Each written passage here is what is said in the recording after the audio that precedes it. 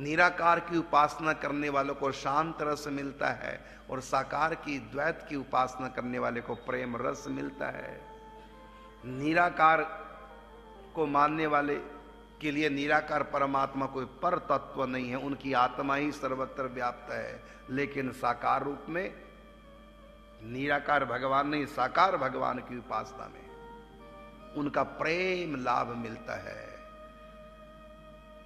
तो ज्ञान उपासना में मैं के रूप में उपलब्धि होती है और प्रेम उपासना में मेरे के रूप में उस तत्व की उपलब्धि होती है।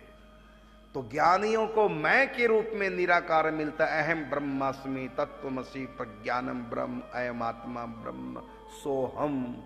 तो मैं के रूप में परमात्मा की प्राप्ति नहीं कहेंगे, ज्ञान कहेंगे। मैं के रूप में उनको ज्ञान होता है, अहम ब्रह्मास्मि।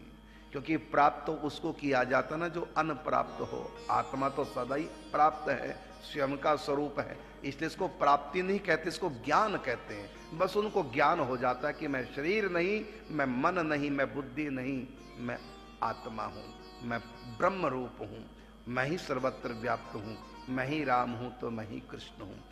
तो अहम की उनको उपलब्धि होती है, उसमें पर कुछ नहीं होता। और प्रेम हमेशा पर से होता है। अहम का ज्ञान होता है, पर से प्रेम होता है। तो यहां दो हैं पर, एक माया और दूसरा मायापति। तो माया, यदि माया से प्रेम है तो 84 के चक्कर में पड़े रहेंगे माया में, और यदि माया से इतर जो श्री कृष्ण है परमात्मा, यदि उनसे प्रेम हो गया तो माया के उस पार पहुंच जाएंगे।